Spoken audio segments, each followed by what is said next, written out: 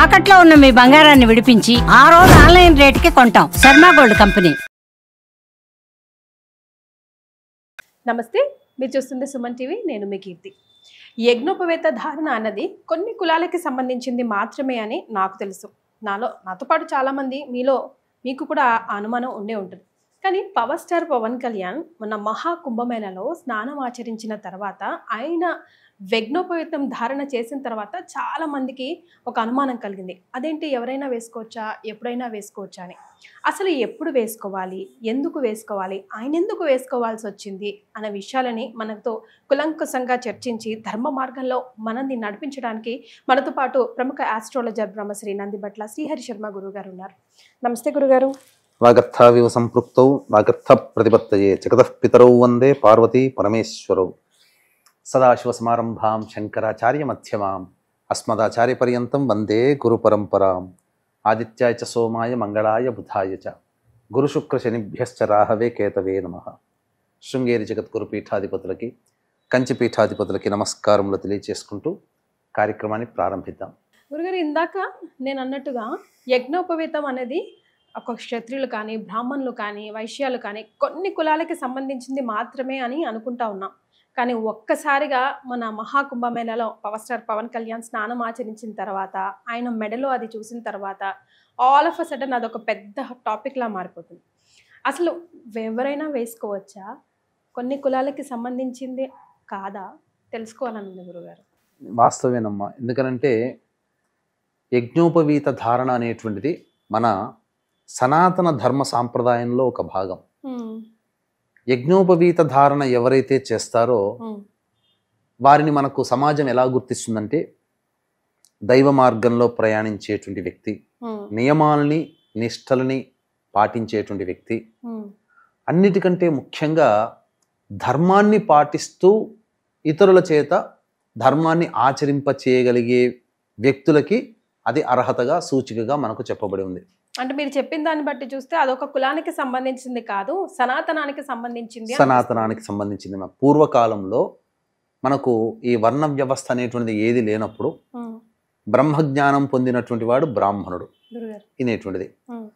So ఇక్కడ మనము చూసుకున్నట్లయితే కలియుగ ప్రారంభం కంటే ముందు కూడా అన్ని కులాల వాళ్ళు కూడా యజ్ఞోపవీత ధారణ చేసేవాళ్ళు. అవునా? అన్ని కులాల వాళ్ళు, ఈ బ్రాహ్మణ క్షత్రియ వైశ్య శూద్ర అనేటువంటి కాకుండా అన్ని కులాల వాళ్ళు ఆచరించేవాళ్ళు. ఇప్పుడు బ్రాహ్మణ కులం నుంచే క్షత్రియ కులం పుట్టింది. అందుకనే క్షత్రియులకు ఉన్నటువంటి ఋషులు, బ్రాహ్మణులకు ఉన్నటువంటి ఋషులు దాదాపుగా 95% మంది ఒకే ఋషులు ఉంటారు అందులో. ఇక వైశ్యులకి సంబంధించినటువంటి గోత్రంలో ఉన్నటువంటి ఋషులు కూడా అలాగే. యజ్ఞోపవీత ధారణని ఇప్పుడు సమాజంలో ఎక్కువగా ఆచరించేటువంటి వ్యక్తులు ఎవరయ్యారంటే బ్రాహ్మణులు, క్షత్రియులు, వైశ్యులు, తర్వాత పద్మశాలీలు, విశ్వ బ్రాహ్మణులు, వడ్రంగి, కంసాలి, కుమ్మరి, అవన్నీ వీళ్ళందరికీ కూడాను ఈ యొక్క యజ్ఞోపవీత ధారణ అనేటువంటిది ఉన్నది. ఇప్పుడు మీరు అన్నట్టుగా మనం చూసినట్లయితే ఈ చెప్పినటువంటి వర్ణ వ్యవస్థకి సంబంధం లేనటువంటి పవన్ కళ్యాణ్ గారు ఈ కేవలం ఇప్పుడు కుంభమేళాలో మీరు చూస్తున్నారేమో అది తెలిసి వచ్చింది. కానీ ఎలక్షన్స్ కంటే ముందు కూడా పూజాది కార్యక్రమాలు చేసేటప్పుడు యజ్ఞోపవీత ధారణ ఉన్నటువంటి ఫోటోలు అనేటువంటి చూసాం. అప్పుడే సందేహం కలిగింది. అసలంటే సందేహం అంటే ధారణ చేయవచ్చా లేదా అనేటువంటిది కాదు, అక్కడ నియమం అనేటువంటిది ఉందా, ఎవరైనా చేయవచ్చా అన్నప్పుడు మాత్రం మనకు శాస్త్ర ప్రకారం చూసుకున్నట్లయితే ఒకప్పుడు అందరికీ నియమం ఉండేది. రాను రాను ఏమైపోయిందనంటే ఈ యజ్ఞోపవీత ధారణ చేసినప్పుడు కొన్ని నియమాలు అనేటువంటివి పాటించాలి. ఏంటి గురుగారు? ధర్మానికి కట్టుబడి ఉండాలి, మంచి స్థానంగా ఉండాలి, మంచిని బోధించాలి, మంచి చేయాలి. అంతేకాకుండా కొన్ని నియమాలను అన్నాం కదా, పూజాది కార్యక్రమాలు కావచ్చు, నిత్య నైమిత్తిక కర్మల్లో నిత్యము దేవతా ఆరాధనలో ఉండాల్సినటువంటి పరిస్థితులు కొంతమందికి నచ్చకపోయేటివి. అందుకని దాన్ని త్యజించారు. అందువల్ల ఇప్పుడు అందరికీ చెప్పుకుంటే మొత్తం మనకున్నటువంటి అన్ని కులాల్లో పై నుంచి కింది వరకు ఉన్నటువంటి అన్ని కులాల్లో కూడా ఈ యొక్క యజ్ఞోపవీత ధారణ ఉన్నది అనేటువంటిది విషయం మాత్రం సుస్పష్టం. అందులో సందేహం లేదు. ఎవరైనా వేసుకోవచ్చు. అయితే ఇక్కడ ఏంటనంటే దీన్ని ఆచరించడానికి పవన్ కళ్యాణ్ గారికి సంబంధించినటువంటి విషయానికి రావడం వల్ల ఇది చాలా మందికి క్వశ్చన్ రైస్ అయింది. దాని గురించి మనం ఎందుకు ఇంతగా సందేహపడాల్సినటువంటి అవసరం లేదు. ఎందుకు అనంటే ఆయనకున్నటువంటి స్నేహితుల్లో అందరికీ తెలిసిందే త్రివిక్రమ్ శ్రీనివాస్. ఆయన బ్రాహ్మణుడు. వాళ్ళిద్దరు కూడా అనేక సందర్భాల్లో అనేక పుస్తకాలు అనేటువంటివి నేను చదివానని చెప్పాడు. ఆ పుస్తకాల్లో అనేక తార్కికమైనటువంటివి, వేదాంతపరమైనటువంటి, ఆధ్యాత్మికపరమైనటువంటి గ్రంథాలను చదవడం, తద్వారా ఈ అంశం యొక్క ఆలోచన ఎక్కడో ఒక చోట రావడం, తద్వారా దీనికి సంబంధించినటువంటి చూసుకున్నప్పుడు అందరూ ఆచరించవచ్చు అనేటువంటిది.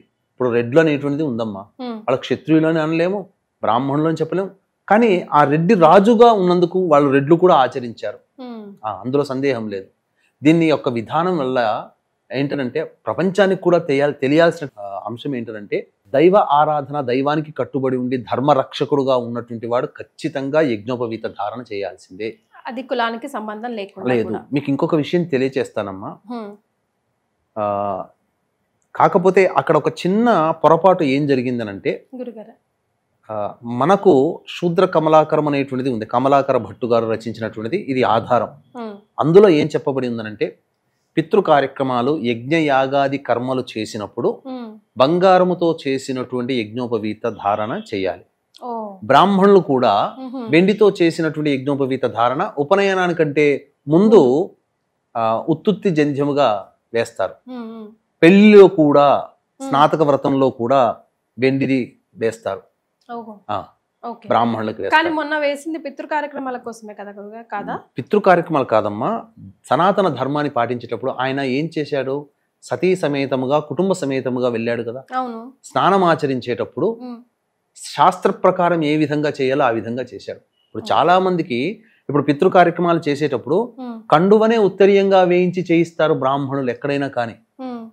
అయితే ఈ ఉత్తరీయం ధరించడం వల్ల ఏదో ఒక నియమానికి మనం కట్టుబడి ఉన్నాము, నాన్ వెజ్ తినడానికి, మందు తాగడానికి, లేదా ఇతరత్ర విలాసాలు, భోగాలు అనుభవించడానికి ఇది ఎక్కడ అడ్డొస్తుంది, ఇది ఉంటే గనక మనం ఏమైనా పాపం చేస్తున్నామనే ఫీలింగ్ ఉండడం, ఇలాంటివన్నీ మనుషులకి రావడం వల్ల కొన్ని కులాల వాళ్ళు దీన్ని తీసేస్తే మనం ఫ్రెష్ అయిపోతాం కదా, ఏ రకంగా మనకు ఇంకా ఆ ఫీలింగ్, భావన, చెడు భావన అనేటువంటిది ఉండదు కదా అని చెప్పేసి కొన్ని కులాల వాళ్ళు త్యజించారు. అది కలియుగం ప్రారంభంలో ప్రతి వాళ్ళు కూడా వేసుకోవచ్చు. అంటే ఎవరు వేసుకోవచ్చు, ఇటువంటి మద్య మాంసములన్నీ వదిలివేసి దైవత ఆరాధనకి కట్టుబడి ఉండి నిత్యము దేవతా ఆరాధన చేసినటువంటి వ్యక్తులు వేసుకొని అసలు దేవతా పూజలు, యజ్ఞయాగాది క్రతువులు చేయాలంటే యజ్ఞోపవీతం ఉండాలి. దేవతా శక్తి రావాలి అని అంటే యజ్ఞోపవీత ధారణ, గోష్పాదం అంటే పిలక, ఇవన్నీ పెట్టుకోవాలి. అప్పుడే దేవతని యొక్క అనుగ్రహం అనేటువంటిది కలుగుతుంది. గురుగారు, మరి ఎటువైపు వేసుకోవాలి, ఎన్ని పోగులు వేసుకోవాలి, దానికి సంబంధించిన నియమాలు కూడా ఒక్కొక్కరికి ఒక రకంగా ఉంటాయంటారా? ఎవరికైనా బ్రహ్మచారిగా ఉన్న వారికి 3 పోగులు కలిపితే ఒక జంధ్యమమ్మ, అది వేసుకోవచ్చు. రెండవది ఏంటి, గృహస్థాశ్రమం స్త్రీ వివాహమైన వాళ్ళు 2 జంధ్యాలు వేసుకోవాలి. 3 వేసుకుంటారు, ఎందుకంటే ఉత్తరీయం అనక మనిషి ఏ పని చేసినా, ధర్మ కార్యాలు చేసినా ఏదైనా ఉత్తరీయం అనేది ఉండాలి. అందుకని ఈ కాలంలో కూడా ఇప్పటికీ కూడా అన్ని కులస్తుల వాళ్ళు ఏదైనా పుణ్యకార్యాలు చేసేటప్పుడు ఉత్తరీయంగా టవలో ఏదో ఒకటి వేసుకుంటారు, బట్ట, అది ఉత్తరీయంగానే భావిస్తారు. పుణ్య కార్యక్రమాలు చేసేటప్పుడు, ఆ పితృ కార్యక్రమాలు చేసేటప్పుడు మనకు సంబంధించి సవ్యము, అపసవ్యం అనేటువంటిది ఉంటుంది. ఇప్పుడు ఎవరు వేసినా ఎడం వైపు నుంచి ఇలా కుడి వైపుకి వస్తుంది, అది యజ్ఞయాగాది పూజాది కార్యక్రమాలు చేయడానికి. బంగారు వేసుకొని ఉంటే ఇంకా శాస్త్రాన్ని పాటించిన వాళ్ళు అయ్యుండే వాళ్ళు పవన్ కళ్యాణ్ వాళ్ళు. ఇప్పుడు పవన్ కళ్యాణ్ గారు చేశారని చెప్పి విమర్శ చేయాల్సిన అవసరం లేదమ్మా. ధర్మరక్షకుడుగా, ధర్మాన్ని పాటించే వ్యక్తిగా, ఆయన కులస్తులలో ఉత్తమమైన పురుషుడుగా యజ్ఞోపవీత ధారణ చేసినప్పుడు గుర్తించాలి, ఉత్తమమైనటువంటి పురుషుడు.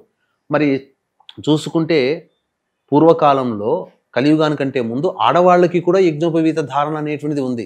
అవునా గురుగారు? ఆడవాళ్ళు కూడా యజ్ఞోపవీత ధారణ చేసేవాళ్ళు. కాకపోతే వాళ్ళకి సాధారణంగా వచ్చే ఋతుక్రమం అనేటువంటిది ఉంటుంది కదా, నెలసరి, అది ఉండడం వల్ల ఇబ్బందులు అనేటువంటివి ఉంటాయి. కాబట్టి అది అప్పటికైనా దాన్ని ఆచరించేవాళ్ళు. కాకపోతే అది ఆచరించడానికి స్త్రీలకి ఆమోదయోగ్యంగా, అంటే ఎక్కువగా మించినటువంటి శక్తికి మించినటువంటిది అయ్యేది. కాబట్టి ఈ కలియుగం లో ప్రారంభంలో దాన్ని నిషేధించడం అనేటువంటిది జరిగిందమ్మా. అయితే ఆడవాళ్ళు కూడా అసలు అనుమానం లేకుండా వేసుకోవచ్చు, కాకపోతే పూర్వకాలంలో ఉండేది, కానీ కట్టుబడి ఉండాలి ఆ మార్గాలని అనుసరించి. గురుగారు, నేను ఎక్కడో చదివానండి, యజ్ఞోపవీతం ధారణ చేయడం వల్ల చాలా వరకు హెల్త్ బెనిఫిట్స్ ఉంటాయి అని చెప్పేసి. నిజమేనా? ఎలాంటి హెల్త్ బెనిఫిట్స్? అంటే ఒక పోగులు వేసుకున్నంత మాత్రాన హెల్త్ బెనిఫిట్స్ ఎలా వస్తాయి? మీకు మన పూర్వీకులు పెట్టినటువంటి ఆచారాల్లో స్త్రీలకి గాజులు కానీ, మెట్టెలు కానీ, చెవులకి, ఇవన్నీ బ్రాహ్మణులకి చెవులకి కుడతారు. దీనివల్ల ఆరోగ్యం అనేటువంటిది రక్షింపబడి ఉండేది. ఇప్పుడు ఫ్యాషన్ గా మారిపోయింది ఒక పోగు పెట్టుకోవడం అనేటువంటి.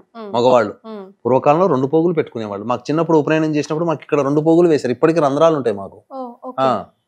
ఎలాంటి హెల్త్ బెనిఫిట్స్ ఉంటాయి గురుగారు? దీనివల్ల నాడీ సంబంధమైనటువంటి దోషాలు పోతాయమ్మా.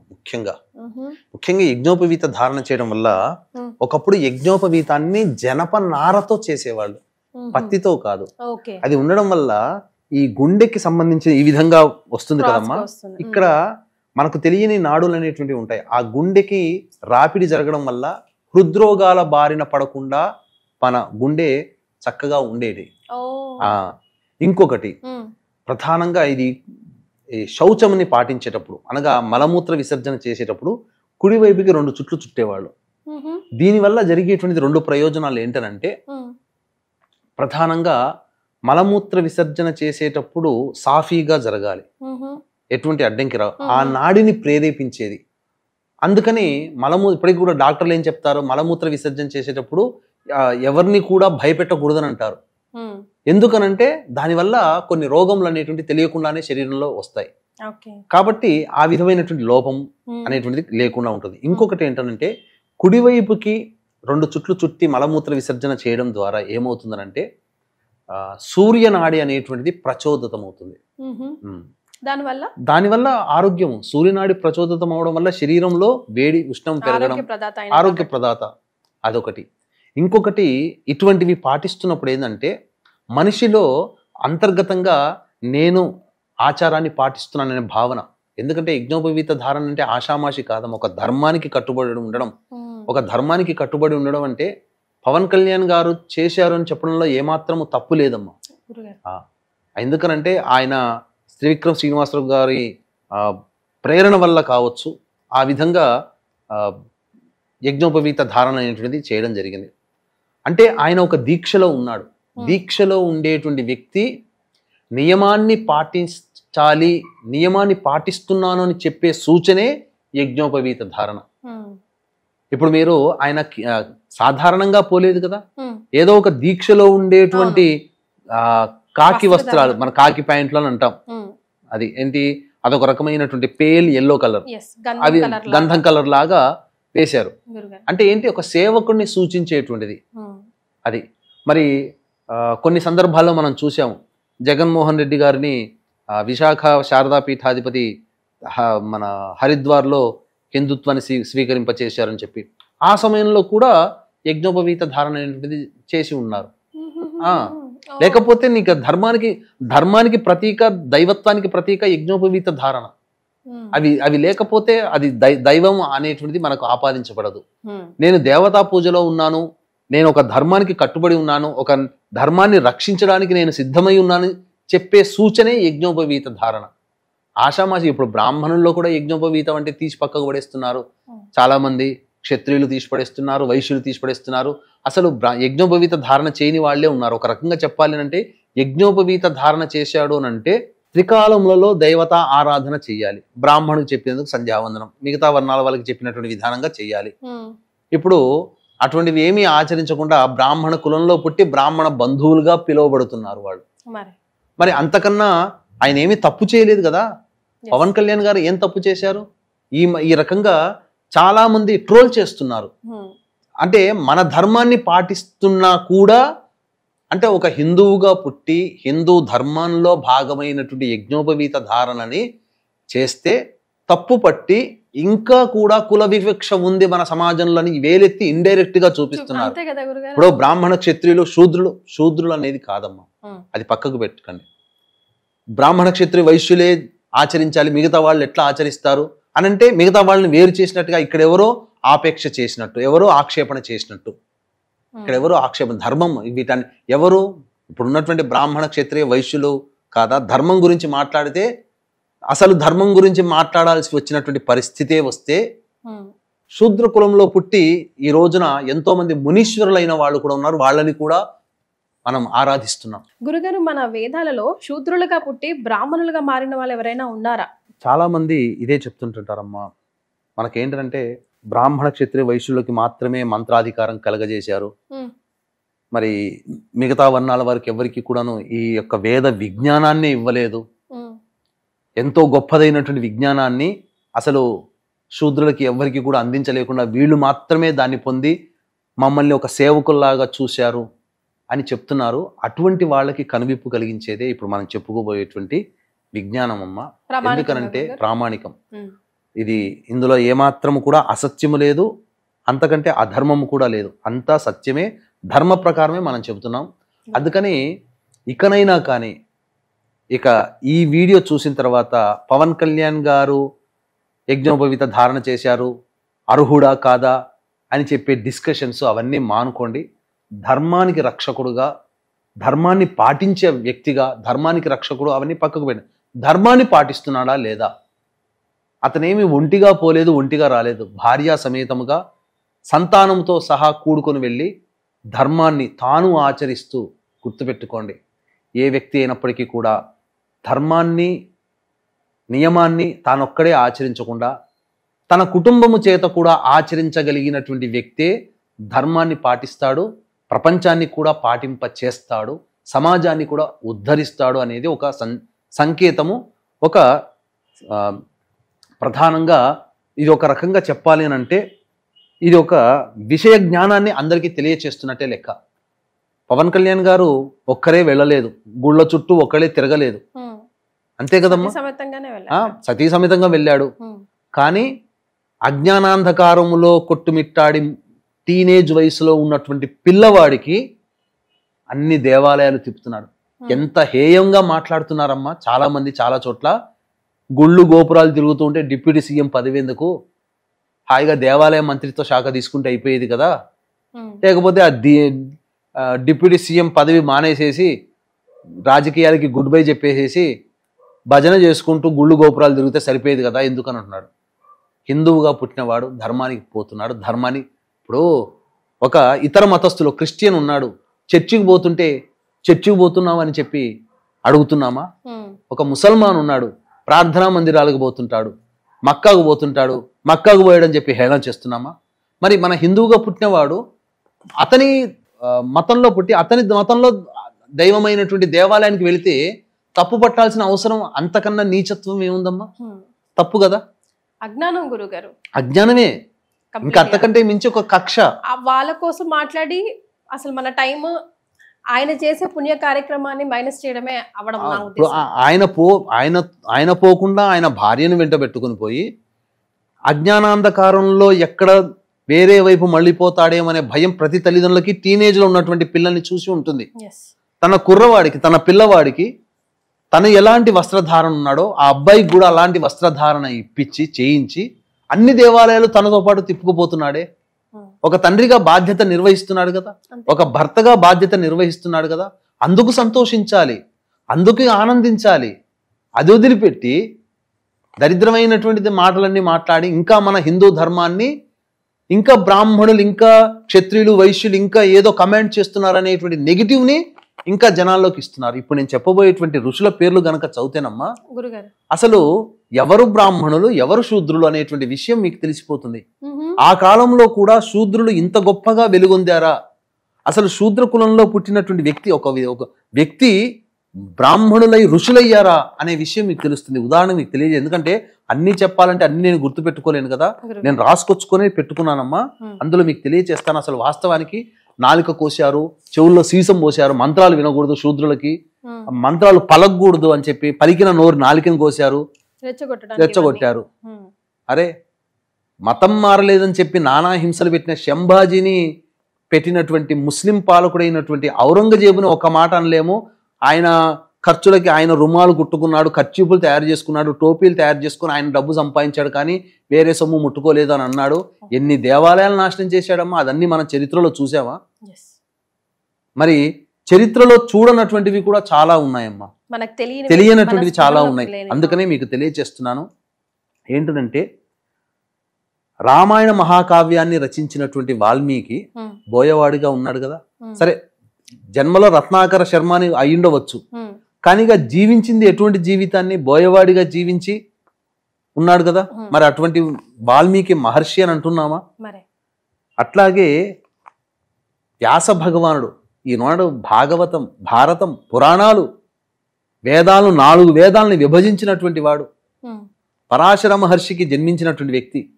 కానీ మత్స్యగంధి బెస్తకులంలో పుట్టినటువంటి అమ్మాయికి పుట్టినవాడు కదా. అంటే ఒక శూద్ర స్త్రీ సంజాతుడు కదా వ్యాస మహర్షి. మరి ఆయన వంశం మీదగానే భరతఖండము, భరత వంశం అనేది ఆయన బీజములతోనే వచ్చింది కదా. ధృతరాష్ట్రుడు అయితేనేమి, కురు పాండవులు అయితేనేమి, వీళ్ళందరూ ఆయన ద్వారా ఆయన సంతానంగా పుట్టిన వాళ్లే కదా.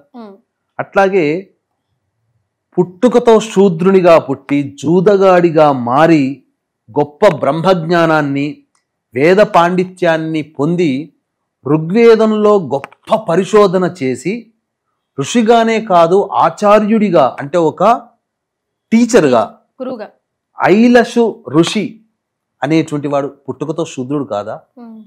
శూద్రురాలికి పుట్టినటువంటి జాబాల కుమారుడైనటువంటి వ్యక్తి గొప్ప పేరు ప్రఖ్యాతులు, గురు విధేయతలతో ఉండి యజుర్వేదంలో కొంత భాగాన్ని రచించిన వాడు జాబాల మహర్షి శూద్రుడు కాదా? మరి జాబాల అంటే ఇప్పుడు యజుర్వేదంలో కొంత భాగాన్ని ఆయన రచించాడమ్మా. ఆ యజుర్వేదాన్ని మేము బ్రాహ్మణులమైనటువంటి వాళ్ళము ఈ యజుర్వేదం ద్వారానే మనుషులకు అందరికీ కూడాను పూజాది కార్యక్రమాలు చేయించేది. పూజాది కార్యక్రమాలన్నీ యజుర్వేదంలోనే ఉన్నాయి. ఇంకొకటమ్మా, దశమహావిద్యలు అని అందరికీ తెలుసు కదా. మాతంగి దేవత కదా. మాతంగి దేవత ఉపాసనకి సంబంధించినటువంటి ఒక్కొక్క మంత్రానికి ఒక ఋషి ఉంటాడు. ఆ మాతంగి అమ్మవారికి ఋషి మతంగ మహర్షి. సాక్షాత్తు పార్వతీదేవిని తన గర్భాన పుట్టవనంటే అమ్మవారు వరమిచ్చి పార్వతీదేవి ఆయన కుటుంబంలో పుట్టిందమ్మా. మరి అంతకన్నా గొప్ప, మరి ఆయన శూద్రుడే మతంగ మహర్షి. మరి పార్వతీదేవి ఆయన కుటుంబంలో పుట్టింది, ఆయన భార్యకు పుట్టింది. మనం ఈ వీడియో ద్వారా చెప్పదలుచుకుంది ఒకటే కదా గురుగారు, ఏంటంటే యజ్ఞోపవేత ధారణ అన్నది అసలు ఒక సవాలు. సనాతన ధర్మాన్ని ముందుకు తీసుకువెళ్ళడానికి అది వేసుకోవాలంటే ఆషామాషి పని కాదు. ప్రతి ఒక్కరూ వేసుకోలేరు, ఎందుకంటే ప్రతి ఒక్కరూ అంత పాజిటివిటీతో అంతగా ఆ ధర్మాన్ని పాటించడానికి ఆ బాధ్యతని తీసుకోలేరు. కాబట్టి పవర్ స్టార్ పవన్ కళ్యాణ్ గారు మనందరికీ తెలిసిందే. నా దృష్టిలో అయితే నా ఒక కారణంగానే చూస్తాను. ఇప్పటికీ చాలా మంది పాటించే వాళ్ళు ఇప్పటికీ అన్ని కులస్తులు ఉన్నారమ్మా. కమ్మవారు లేరా? కమ్మ కులస్తుల్లో ఈనాటి కూడా వాళ్ళింట్లో పూజాది పెళ్లిళ్ళు అవుతే వాళ్ళింట్లో కమ్మ వాళ్లే బ్రాహ్మణులుగా ఉండి పురోహితం నడిపినటువంటి వాళ్ళు. ఒక సందర్భంలో ఎన్టీ రామారావు గారు సకాలానికి బ్రాహ్మడు రాకపోతే, ఇప్పుడు చిట్టిబాబు గారు అని ఉన్నారు కదా, ఆయన వస్తుంటుంటారు పెద్ద ఆయన, వాళ్ళ నాన్నగారు త్రిపురనేని వారు, వాళ్ళ నాన్నగారు ఉండి ఎన్టీ రామారావుని పిలిపించి బ్రాహ్మడు రాలేదయ్యా నువ్వు చేయించు వివాహం అంటే ఎన్టీ రామారావు కూర్చొని వేద మంత్రాలు నేర్చుకున్నాడు. ఎన్టీ రామారావు ఆయన ఉండి దగ్గరుండి పెళ్లి జరిపించాడు. ఈ విషయం ఎవరికైనా తెలుసా? ఎవరికి తెలియదు. ఇవన్నీ కూడా ప్రతి కులస్తుల్లో ఉన్న ధర్మాన్ని ఇప్పటికీ కూడా యజ్ఞోపవీత ధారణ ఎవరైనా చేయొచ్చు. కాకపోతే ఒక ధర్మాన్ని పాటిస్తూ జీవితాంతం ధర్మాన్ని కట్టుబడి ఉండాలి. అంటే మద్య మాంసాలు వదిలేయాలి. వదిలేయగలిగేటి ఉంటుందా? ఆదివారం రాగానే నాలిక తిరగబడిపోతుంటది. అంటే ఇక్కడ మనము తప్పుపడుతున్నట్టని కాదు, అసలు తినకూడనటువంటి రోజే ఆదివారం. ఆదివారం రోజునే ఇంక అసలు పొద్దుగూకకు ముందే షాపుల ముందు నిలబడుతుంటాం మనం. చాలా తప్పమ్మా. అంటే మాంసాహారం తినే వాళ్ళని విమర్శన చేయడం కాదు ఇక్కడ. దీని అర్థం ఇక్కడ వీక్షించేటువంటి ప్రేక్షకులలో గమనించాలి ఏంటంటే, మనకు మిగతా రోజులు ఉన్నాయి, ఆదివారం మాత్రం తినకండి. అసలు మాంసాహారం తినడం వల్ల జీవహింస జరుగుతుంది. అది ఎంతటి ప్రారబ్ధ కర్మని మోస్తున్నామో మనకు తెలుసమ్మా తెలియకుండానే. జైన మతస్థులు గాలి కూడా పీల్చుకుంటే గాలిలో కూడా జీవులు వెళ్ళిపోయి చనిపోతాయి శరీరంలోకి అని చెప్పి ముక్కు మూసుకుని వాళ్ళు పెట్టుకుంటారు. కరోనా వచ్చిన తర్వాత మనం మాస్కులు వేసుకున్నాం. అసలు జైన మతస్థులు పుట్టిన దగ్గర నుంచి వాళ్ళు ఆచరించగలిగితే మాస్క్ వేసుకునే ఉంటారు పుట్టిన దగ్గర నుంచి. సో ఫైనల్ గా మనం ప్రేక్షకులకి ఈ వీడియో గురించి చెప్పాల్సి వస్తే ఒక మాటలో ఏం చెప్తారు? ఒక్క మాటలో చెప్పాలనంటేనమ్మా, యజ్ఞోపవీత ధారణ దేవతా కార్యక్రమములందు దైవమందు బద్ధుడై ఉన్నాను, దైవానికి నేను దాసుడని, నేను ధర్మాన్ని పాటిస్తున్నాను, నేను ధర్మాన్ని రక్షిస్తున్నాను అనే భావన ఎవరికైతే ఉంటుందో వాళ్ళందరూ కూడా ఆచరించవచ్చు. యజ్ఞోపవీత ధారణ చేయడంలో తప్పులేదు. కాకపోతే ఇతర కులస్తులకి బంగారంతో చేసినటువంటి యజ్ఞోపవీత ధారణ చేయవచ్చు అని చెప్పి, అది కూడా పితృ కార్యక్రమాలు, నైమిత్తిక యజ్ఞ యాగాది క్రతుల యందు ధారణ చేయవచ్చు. ఎల్లప్పుడూ పవన్ కళ్యాణ్ గారు ఎల్లప్పుడూ నేను అనుకోవడం ఏంటనంటే, సందర్భాలు చాలా తక్కువ, బట్టలు విప్పి స్నానం ఆచరించే సందర్భాలు ఇప్పుడు చూసాం, కానీ సాధారణంగా మనం చూడలేము. కానీ అతను ఒక దీక్షగా ఉన్నప్పుడు మాత్రం యజ్ఞోపవీత ధారణ చేస్తాడు. దీక్ష విరమించిన తర్వాత దాన్ని తీసివేయవచ్చు గాక, కానీ నేను దీక్షలో ఉన్నానని సూచించే ప్రతీకగా ఈ సంబంధించినటువంటి యజ్ఞోపవీత ధారణ ఎవరైనా చేయవచ్చు. కాకపోతే కమలాకర భట్టు గారు చెప్పినటువంటి దాని ప్రకారం అయితే బంగారు యజ్ఞోపవీత ధారణ చేసి ఉంటే ఇంకా ఖచ్చితమైన ధర్మాన్ని ఆయన పాటించి ఉండేవారని చెప్పవచ్చు.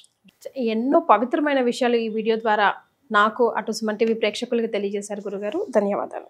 సర్వం శ్రీ ఉమామహేశ్వర పరబ్రహ్మార్పణమస్తు.